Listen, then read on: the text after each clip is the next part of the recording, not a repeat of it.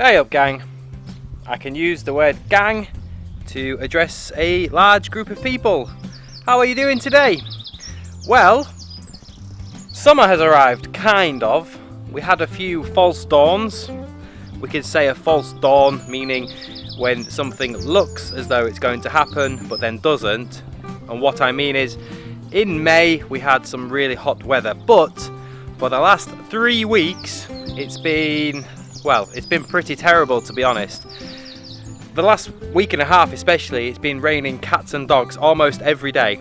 And raining cats and dogs means it's raining a lot. It's an idiom which you can use, which means it's raining a lot. So I referenced a few weeks ago that I would eventually show you my completed greenhouse. So here it is, ta-da! And I'm really happy with how things have come along. So let me now just show you around. I'll show you inside my greenhouse. As you can see, I'm choosing to grow tomatoes in here, but I've also got some coriander, parsley and basil growing. And the reason I'm growing these herbs in the greenhouse is because they are great companion plants. So companion is a word, it's a synonym of friend. And so obviously basil, coriander, and which other herb have I got? Basil, coriander and parsley are great at attracting insects into the greenhouse, which will help me to pollinate the flowers on the tomatoes. And pollinate is a verb. It's what insects do when they bzz, they land on one of the flowers and then they bzz, go to a different flower and pollinate the flowers and turn them into fruit. And of course that is essential when you're growing tomatoes. Whew, it's absolutely mafting inside the greenhouse, so I'm going to step out. And mafting is a word which means extremely hot. It's kind of slang. I could say it's boiling hot, but mafting. I'm just going to go back in here and show you, because I'm actually having a little problem with my tomatoes at the moment. You might actually have clocked it. Clocked it is a way of saying that you can see something. So if you take a look here at the leaves on this tomato plant and also over here, and in fact about half of my plants, you can see that the leaves have all started curling. And so curl means to move upwards or down. Think about your toes or your fingers. You can curl your fingers and toes.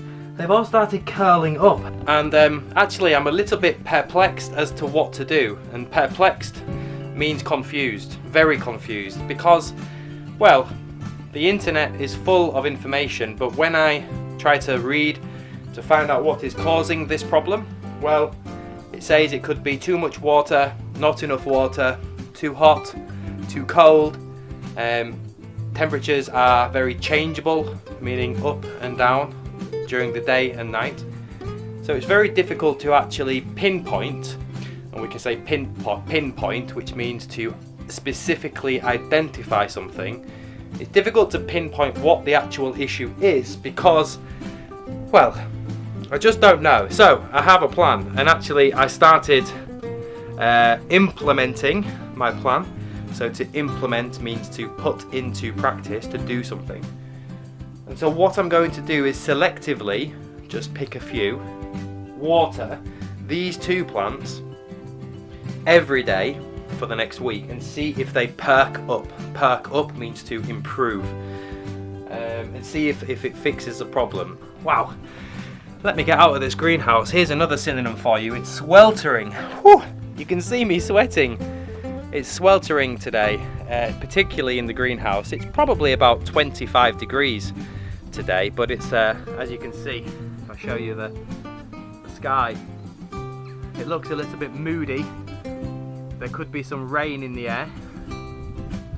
I'm not sure, but in the greenhouse, underneath all the glass, it's very hot. So if I show you around the rest of the garden, here we have the beetroot and carrot, which I showed you when I was sowing them. That's what we do, we sow seeds to put them in the ground. And they've really come on very well. In fact, these beetroot are doing excellent. So here are the latest carrots and beetroot which I'm growing. and they need thinning out. So to thin something out means to separate something, because there are too many plants growing and not enough space for them to grow. So later today I'm going to thin out the carrots and beetroot. Over here in this raised bed, these are my purple broccoli, and they look really impressive, but there's no broccoli actually growing at the moment, just lots of foliage, leaves. So foliage means collectively leaves.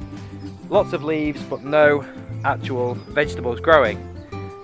Over here we've been really successful with our salad that we've been growing, but as you can see, if I just show you a bit closer, this is not rocket, which is what this is. This is in fact a weed, and there's lots of weeds, another one there. This is a weed. So a weed is something invasive which we don't want in our garden. So I need to go around the garden today and weed, we can use it as a verb, and do some weeding to remove all of the weeds. And in this raised bed over here, all of my strawberries, this strawberry plant is huge, and like the broccoli, it's got a lot of foliage, many leaves, but actually it hasn't produced any fruit yet. But you can see down here there's lots of fruit now, lovely strawberries starting to grow. However, I do have to do some maintenance with my strawberries because of these things here. You see that coming out from the plant? Well, that's called a runner.